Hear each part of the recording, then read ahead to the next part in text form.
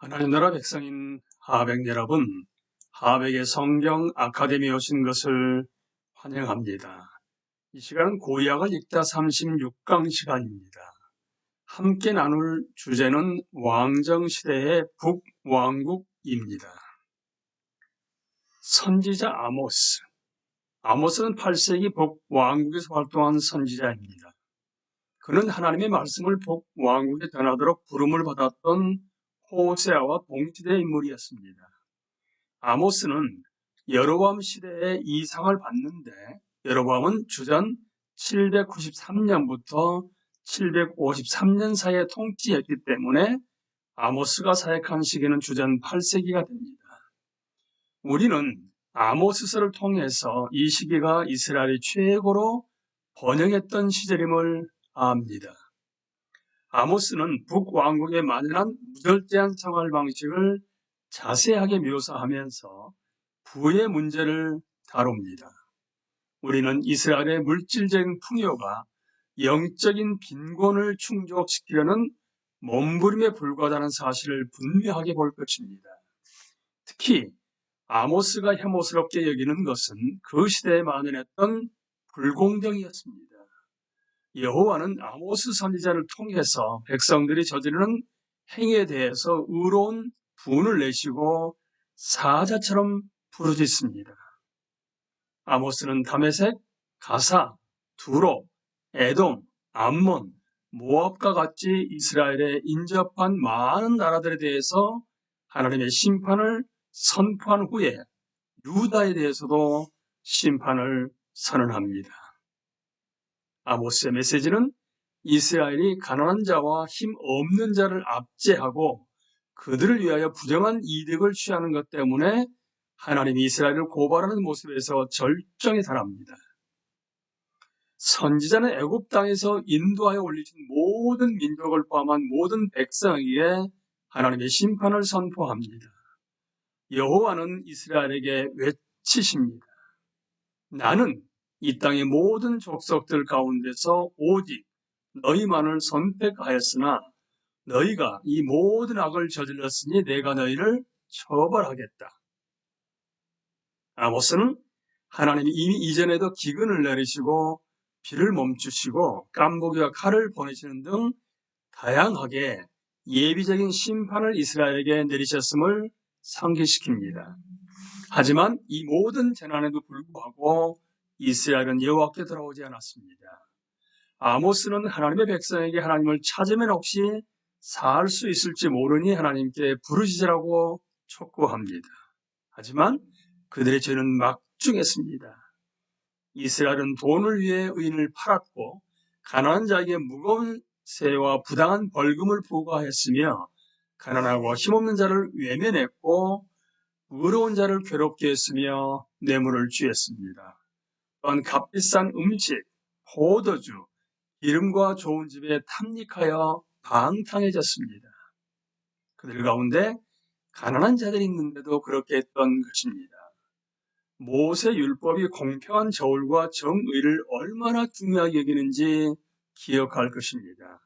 하나님은 그러한 부정을 용납하지 않으시며 힘 없는 자를 학대하는 것을 가볍게 여기지 않으십니다. 당시에 이스라엘이 물질적으로 풍요로웠을지도 모릅니다.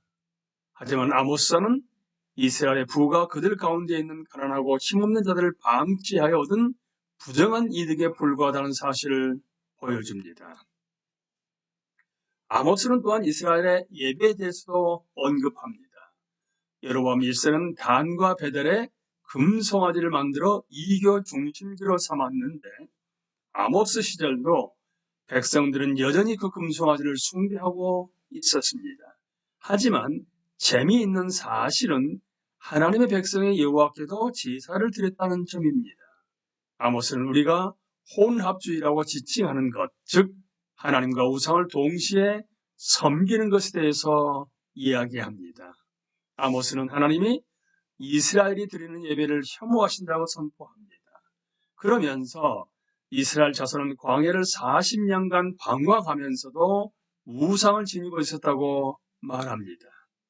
그들이 끊임없이 우상을 숭배했기 때문에 하나님의 심판은 반드시 임할 것이고 그 결과 이스라엘은 포로로 끌려갈 것입니다.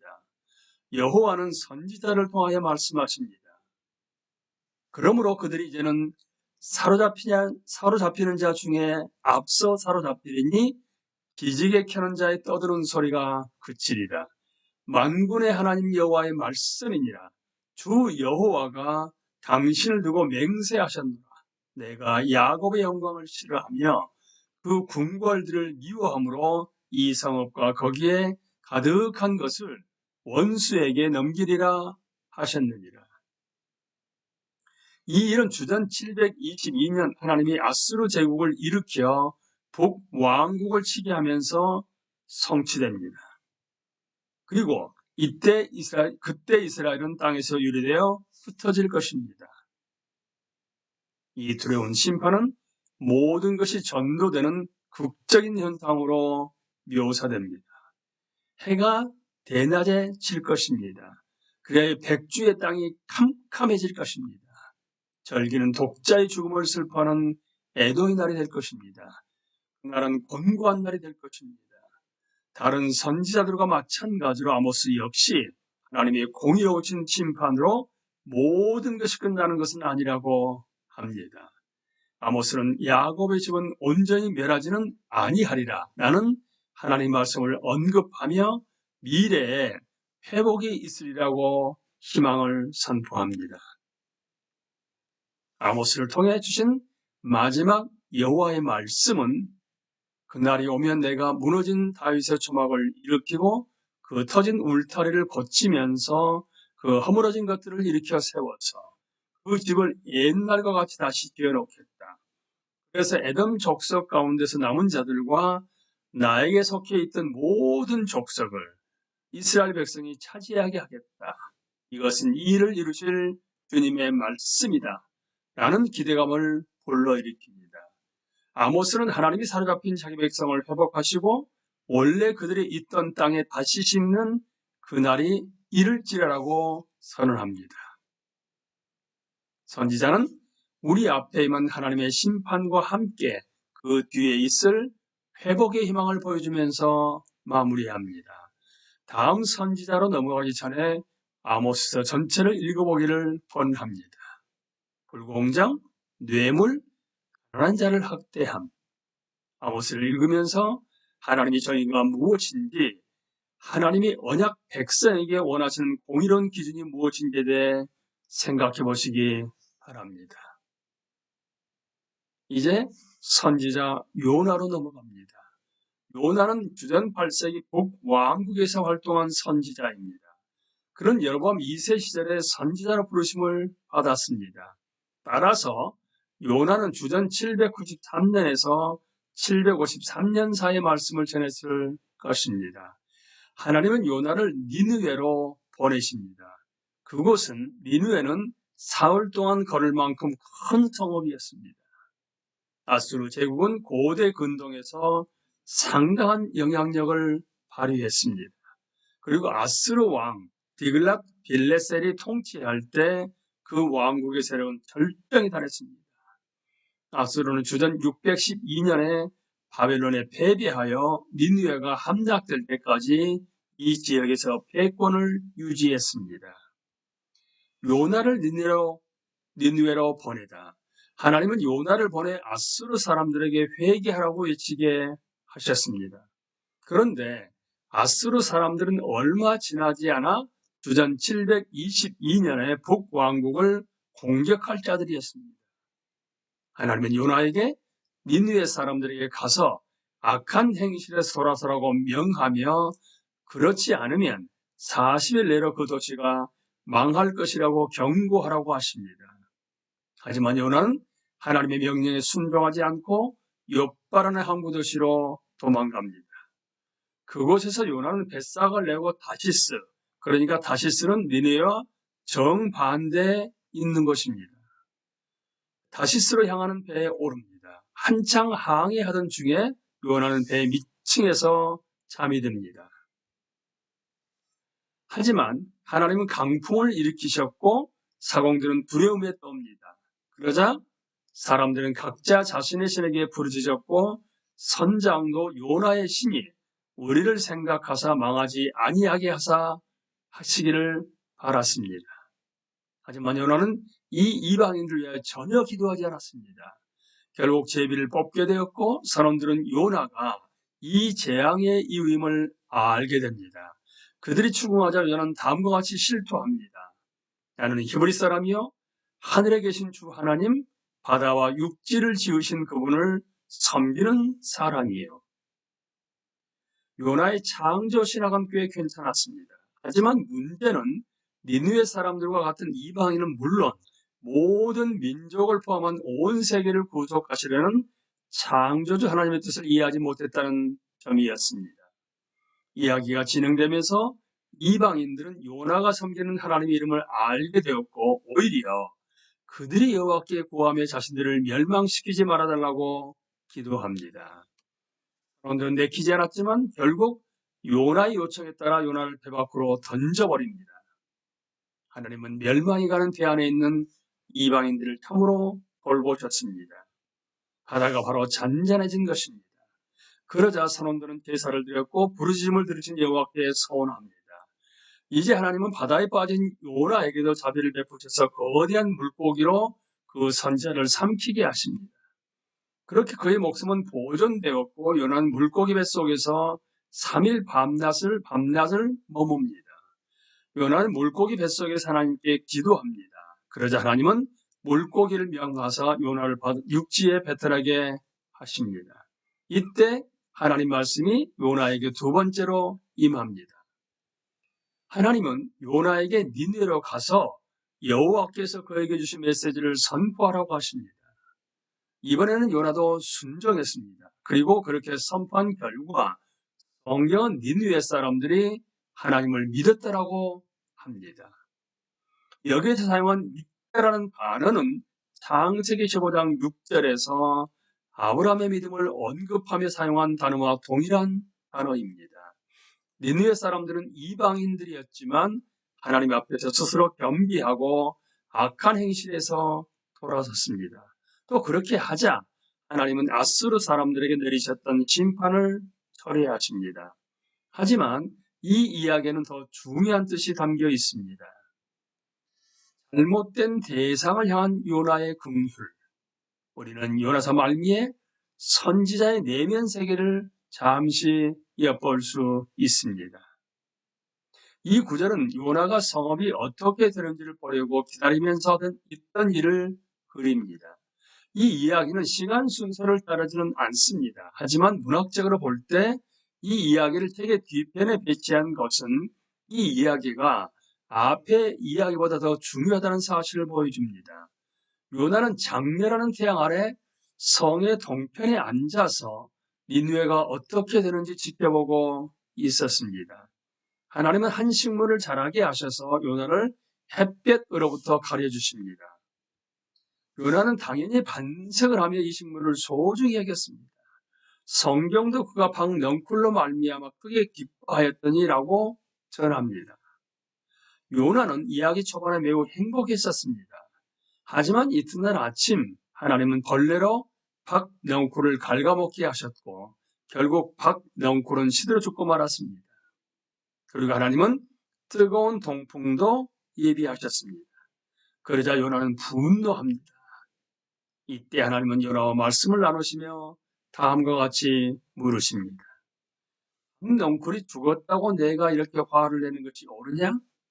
요나가 답합니다. 옳다 뿐이겠습니까? 저는 화가 나서 죽겠습니다. 하나님은 정곡을 찌르십니다. 내가 수고하지도 않았고 내가 키운 것도 아니며 그저 하룻밤 사이에 자라났다가 하룻밤 사이에 죽어버린 이 식물을 내가 그처럼 아까워하는데 하물며 좌우를 가릴 줄 모르는 사람들이 12만 명도 더 되고 짐승들도 수없이 많은 이 큰 성읍 니느웨를 어찌 내가 아끼지 않겠느냐. 이 대화를 보면 요나는 하나님이 창조하신 사람들이 멸망하는 것보다 자신을 가려준 나뭇잎이 사라지는 것에 더 마음을 쏟고 있었다는 사실을 보여줍니다.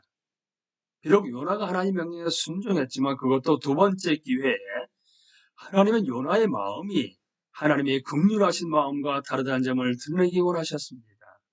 요나는 배에 있을 때도 사람들을 위해 기도하지 않았습니다. 이를 보면 요나는 분명히 사람들이 죽든 말든 신경을 쓰지 않았던 것입니다. 하지만 요나 이야기는 하나님이 사람들에 대해서 마음을 쓰시고 마찬가지로 하나님의 말씀을 듣지 않으면 멸망할 수밖에 없는 니느웨 사람들에게도 마음을 쓰신다는 사실을 일깨워 줍니다. 하나님은 자신이 보낸 선지자가 자신의 마음을 이해하기 원하셨던 것입니다. 우리는 이미 하나님은 아브라함을 축복하셔서 그가 모든 민족에게 복이 되게 하시는 목적을 품으셨다는 점을 살펴보았습니다. 우리도 아브라함의 자녀로서 반드시 이 목적의 마음을 쏟아야만 합니다. 하지만 우리는 민족들, 심지어 멸망하고 있는 이웃들에게 신경을 쓰기보다는 우리에게 직접적인 영향을 미치는 것, 그러니까 요나에게 그늘을 드리운 나무처럼 미치는 것에 대해서만 마음을 쏟고 있는 것이 현실입니다. 요나 이야기 역시 하나님의 구원 활동의 역사의 중심이라는 주제를 드러냅니다. 그리고 우리 역시 잃어버린 세상에 대한 하나님의 마음을 나눠야 한다는 점을 일깨워 줍니다. 하나님은 풍랑과 물고기를 예비하셔서 요나가 순종하도록 만드셨습니다. 또한 벌레를 예비하셔서 요나의 가치관, 요나의 우선순위, 요나가 가장 마음을 쏟는 것이 무엇인지를 여실히 드러내셨습니다.